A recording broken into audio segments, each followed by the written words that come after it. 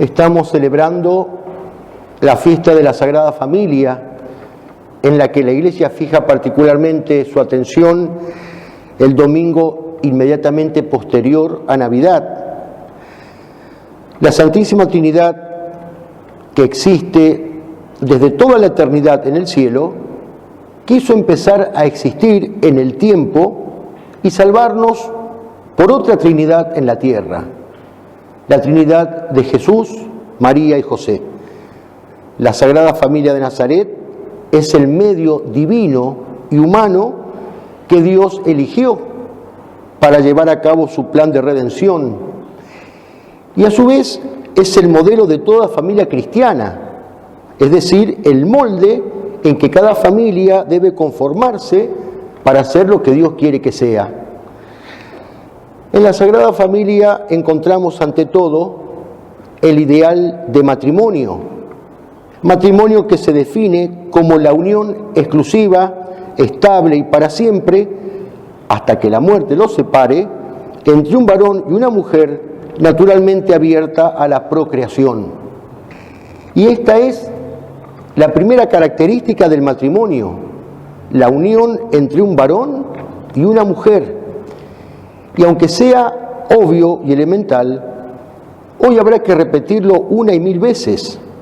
No existe matrimonio entre dos varones, ni existe matrimonio entre dos mujeres. La expresión matrimonio igualitario, que hace referencia al, entre comillas, matrimonio homosexual, esa expresión es tan ridícula y contradictoria como la expresión círculo cuadrado. Y si para no ser contradictorios queremos llamarle simplemente unión, digamos que tal unión es intrínsecamente inmoral y gravemente ofensiva a Dios.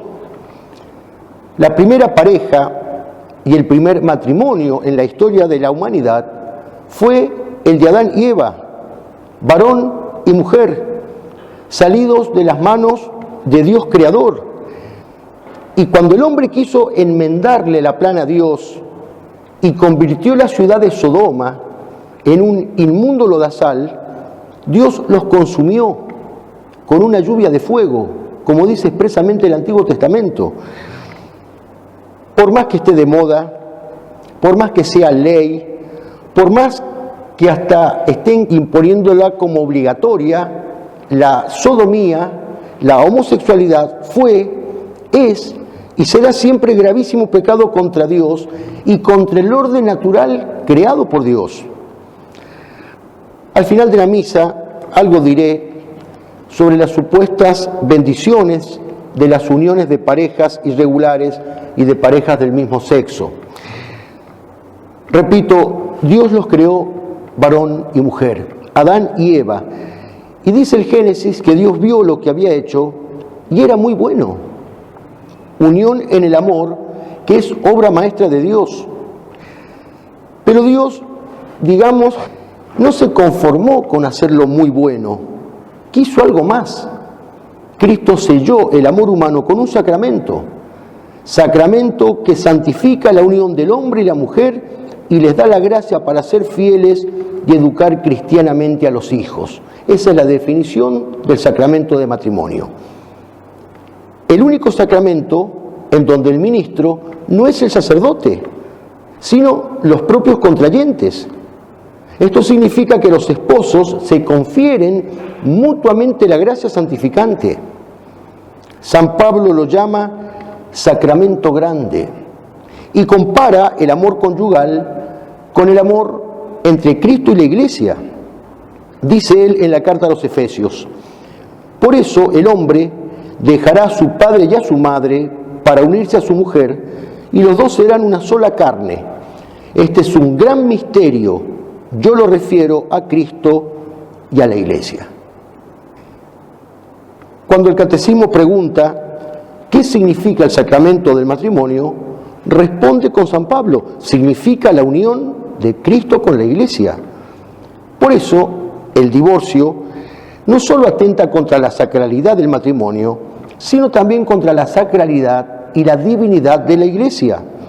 Pretender divorciar a un hombre de su mujer significa pretender divorciar a Cristo de su iglesia. María Santísima y San José son la encarnación perfecta de la santidad matrimonial, la encarnación perfecta del amor conyugal, santidad y amor que están signados por la presencia de Jesucristo, la vida de nuestras almas. Cuando el Evangelio tiene que definirlo a San José, lo hace con solo 2 palabras: varón justo, o sea, hombre santo, ante todo varón, ante todo hombre, porque la santidad genuina es incompatible con un espíritu acaramelado, con un espíritu amanerado, afeminado. Fue precisamente la hombría de San José la que cautivó a Jesucristo niño, a Jesucristo adolescente y a Jesucristo joven, a ese Cristo Jesús que es el modelo perfecto de todo varón. Y fue la feminidad de la Virgen, fue su dedicación sin complejos al hogar, fueron su delicadeza y su ternura, sus palabras y sus silencios, sus gestos y sus miradas, los que hicieron que la gente, al verlo a Cristo, intuyera la clase de mujer que tenía por madre, como aquella mujer que cuenta el Evangelio que al verlo pasar gritó: dichoso el seno que te llevó y los pechos que te amamantaron.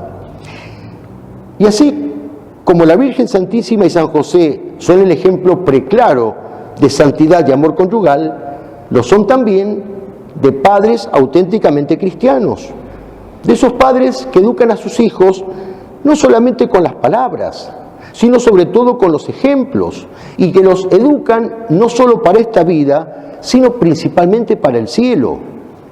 Educación en las virtudes, educación en el amor, amor que no se aprende en la calle, ni en un club, ni en la escuela, menos con esos programas horribles y espantosos bajados del Ministerio de Educación. Amor que se aprende en el hogar, que se aprende en la familia, pero para ello la familia tiene que estar signada por el sentido de la plegaria y la virtud, por la oración y el servicio de Dios y del prójimo. Virtud y plegaria, alabanza y servicio de Dios, que los hijos van asimilando en la casa desde niños, con el ejemplo de sus padres. Así fue creciendo el Señor. Antes que en el templo o en cualquier sinagoga, Jesús aprendió sus primeras oraciones, aprendió a recitar los primeros salmos en la cocina junto a la Virgen y en la carpintería junto a San José, tanto junto al delantal de la madre como al mameluco del padre. Y ya que de educar se trata, podemos decir que hay aquí una doble docencia. La docencia de Cristo Dios sobre María y San José, y la docencia de María y San José sobre Cristo hombre. En virtud de la primera, en cuanto a Dios, era Cristo el que iba obrando con su gracia en los corazones de sus padres. Y en virtud de la segunda, en cuanto a hombre, dice el Evangelio que el niño crecía en estatura, en sabiduría y en gracia. ¿Cuántas cosas aprendió Jesús de la Virgen y de San José?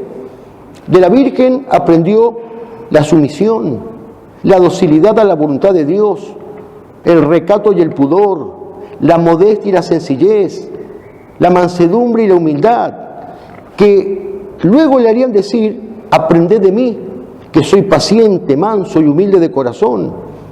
1000 costumbres hogareñas que vio en el hogar y que después las utilizó él en su predicación. Por ejemplo, viéndola a su madre cocinar, y después va a utilizar el ejemplo de la sal y de la levadura para decir lo que debe ser un cristiano en el mundo. Y de San José aprendió naturalmente el oficio de carpintero, y aprendió la caballerosidad, la autoridad como servicio, la responsabilidad, la honradez, la justicia y el temor de Dios, y todas las virtudes propias del varón, aquellas que deben caracterizar a un hombre de bien y a un auténtico hijo de Dios. Aprendió de San José a estar de pie frente a la tribulación y de rodillas frente al misterio. Todo el hogar de Nazaret era divina docencia. Fue el hogar de Nazaret, con sus virtudes domésticas y su taller, la fragua en la que el Verbo encarnado templó su cuerpo y su alma. Ese cuerpo que más tarde se inmolaría en la cruz, y esa alma que en la pasión sentiría tristeza mortal y hasta el abandono del Padre. Tristeza que Jesús anticipó para él y para su madre en el hogar de Nazaret con la muerte de San José, que fue el primero de los tres en morir. Y por eso es el patrono de la buena muerte, porque murió entre los dos tesoros más grandes, Jesús y María. Don Ignacio Anzoátegui nos ha dejado un hermoso romancillo de este trance final, mezcla de gozo y dolor. Y cómo lloraba la Virgen María, qué tiernos extremos de ausencias hacía. Pensar que el esposo, pensar que moría, pensar que el callado delirio caía, sin saberse dónde resucitaría, si entre los olivos del monte sería, acaso en el Gólgota que oía y gemía. Y cómo lloraba la Virgen María. En torno del lecho que al cielo se abría, forman las escuadras de la angelería. No muere de viejo, de santo moría, José, carpintero de la profecía. Callan las mujeres sobre su agonía, y a su lado el hijo que le bendecía. Y llora, que te lloraría, colmada de gracia, la Virgen María. Jesucristo, desde niño, vio en su casa, en el hogar de Nazaret, el proyecto de lo que iba a llegar a ser con el tiempo una casa con mayúsculas, la posada, el albergue de los redimidos, la iglesia católica que él fundó. Y como el hogar deja huellas imborrables en el alma, conversaciones entre los tres, rincones de la casa, aromas característicos quedaron grabados en su mente y en su corazón para siempre. Y ya de grande en la pasión, fue imposible que al abrazar la cruz no recordara la fragancia a pino o a cedro de la vieja carpintería de José.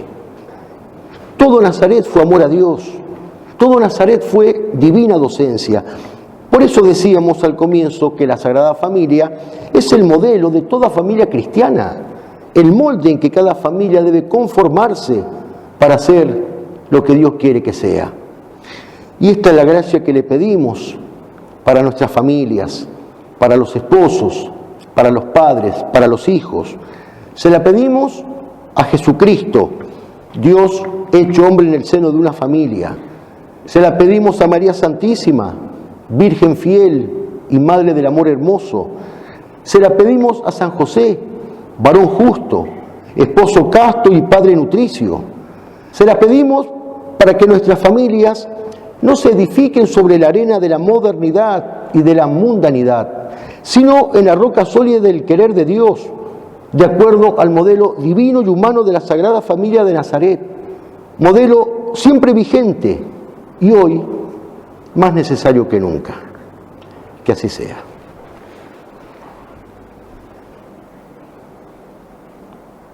Con fecha del 18 de diciembre de este año 2023, o sea, dentro de la novena de Navidad, el Dicasterio para la Doctrina de la Fe publicó la declaración Fiducia Supplicans sobre el sentido pastoral de las bendiciones.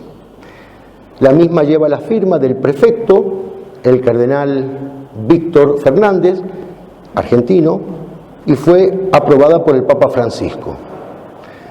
No es mi intención analizar ahora el documento, sino arrojar un poco de luz, teniendo en cuenta la perplejidad, la confusión y el escándalo que esto ha causado en millones de personas en todo el mundo.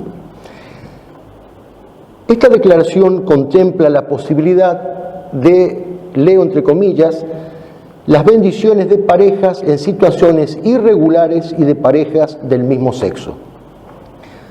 Ahora bien, el 22 de febrero de 2021, o sea, no hace nada, el anteaño pasado, la misma Congregación para la Doctrina de la Fe, con el cardenal anterior, el cardenal Ladaria, y con la aprobación del mismo Papa Francisco, escribió lo contrario de lo que acaba de publicarse ahora.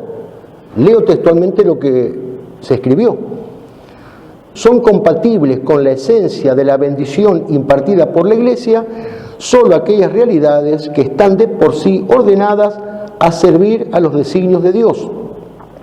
Por este motivo, no es lícito impartir una bendición a relaciones o a parejas, incluso estables, que implican una praxis sexual fuera del matrimonio. La Iglesia no bendice ni puede bendecir el pecado, no dispone ni puede disponer del poder para bendecir uniones de personas del mismo sexo.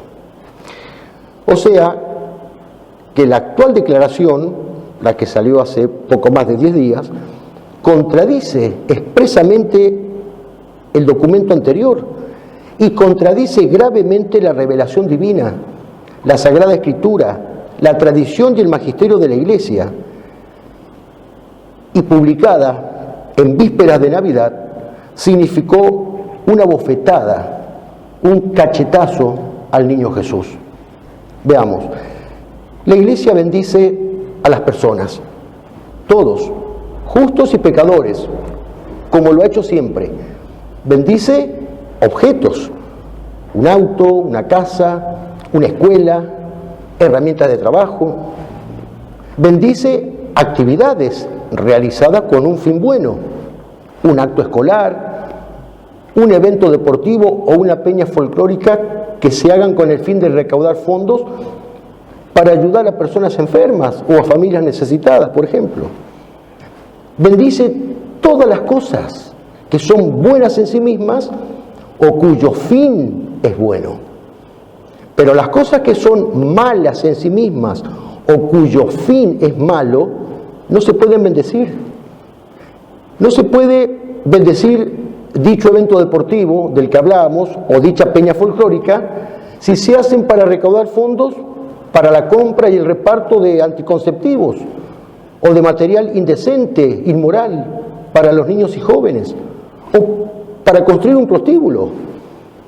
Si alguien me pide que le bendiga un facón para disfrutarlo en asados con sus amigos, se lo bendigo.